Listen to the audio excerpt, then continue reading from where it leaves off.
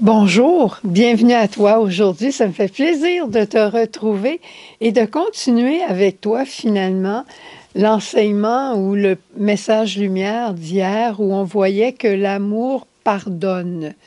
Aujourd'hui, je crois qu'on va un peu plus loin encore et l'amour qui excuse tout. Et quand tu verras comment Jésus excuse, je pense que tu vas dire c'est bien vrai. Mais l'amour excuse tout. Est-ce que c'est de la naïveté ou c'est de la sainteté? Ce qui est mal, ce qui est bien, mais ce qu'il faut appeler bien, ce qui est mal, pas du tout.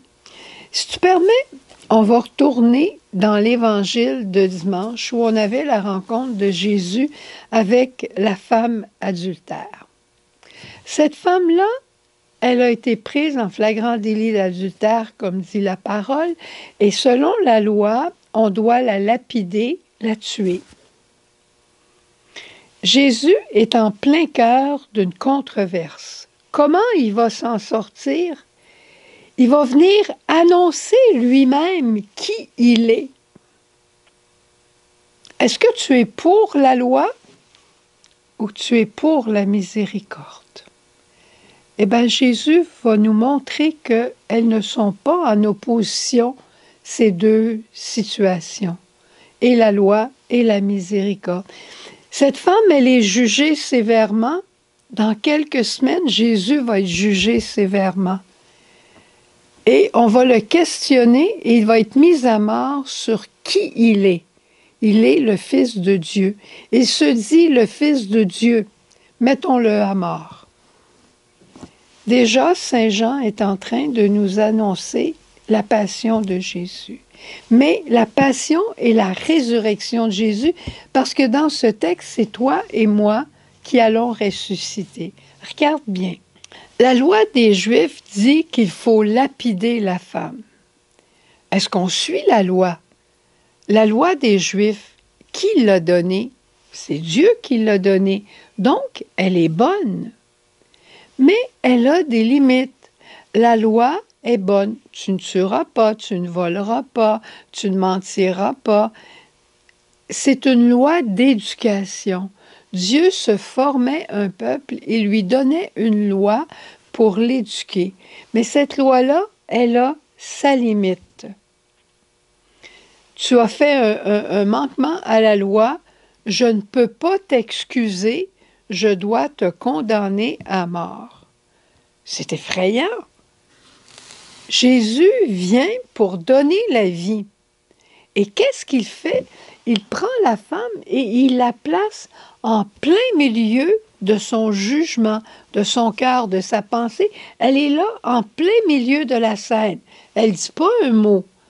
Mais pour Dieu, l'important, c'est l'homme. C'est pas la loi, c'est l'homme. Alors, qu'est-ce que Jésus va dire? Je veux la sauver. J'ai souci d'elle. Je ne vais pas le faire au détriment de la loi, mais je vais amener une nouvelle loi qui est la loi de l'amour, de la miséricorde, la loi qui excuse tout, qui supporte tout. Et en même temps, cette loi-là appelle à une conversion perpétuelle. Et la parole de sagesse de Jésus, que celui qui est sans péché lui lance la première pierre, ce n'était pas une parole pour mettre les pharisiens en boîte, pour qu'ils s'en aillent et que la femme soit libérée. Bien au contraire, c'était pas pour rire des pharisiens. Jésus les aime, mais il veut que eux aussi se convertissent. Eux aussi, ils ont péché. Alors, on ne veut pas les mettre à mort, on veut qu'ils vivent eux autres aussi, mais à travers la conversion, d'où l'importance de notre conversion de carême.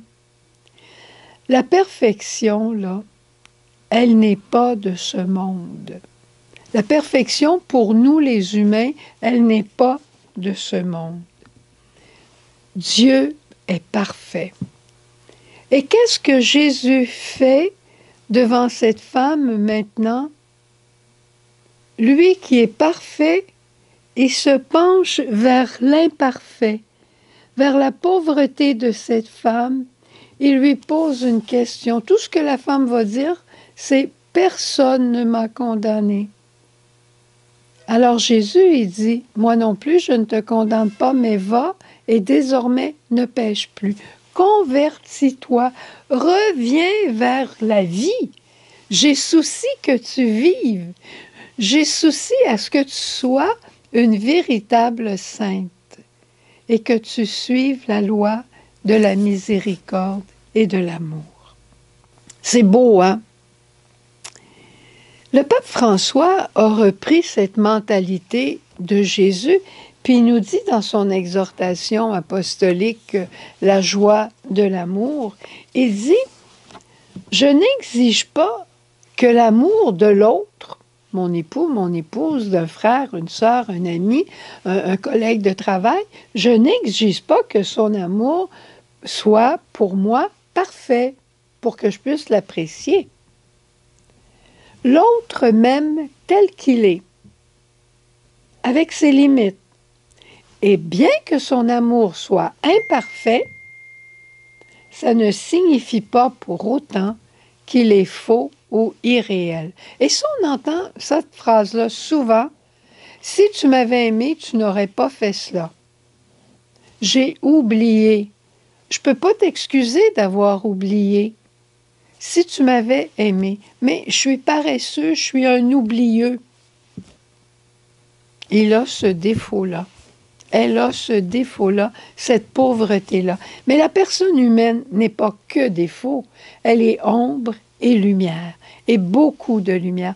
Mais parfois, on laisse le petit point noir prendre une telle proportion qu'il devient quasiment comme un lion devant nos yeux.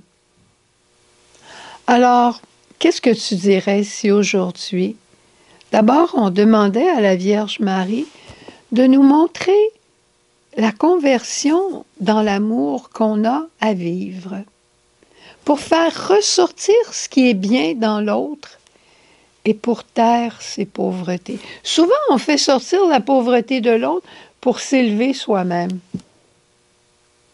C'est vrai, hein? On le fait. Demandons à Marie de nous aider. Demandons à Marie de nous montrer un chemin de conversion dans lequel on pourra rentrer, qui est à notre portée. Marie le sait, elle est notre mère éducatrice et elle veut le faire. Pour que nous aussi, nous soyons des êtres d'amour, capables d'excuser les autres bien avant que ce que l'on s'excuse soi-même. Je te salue, Marie, pleine de grâce, le Seigneur est avec toi. Tu es bénie entre toutes les femmes, et Jésus, le fruit de tes entrailles, est béni. Sainte Marie, Mère de Dieu, prie pour nous pécheurs, maintenant et à l'heure de notre mort. Amen. Bonne journée. On y va pour la sainteté et on excuse. Au revoir.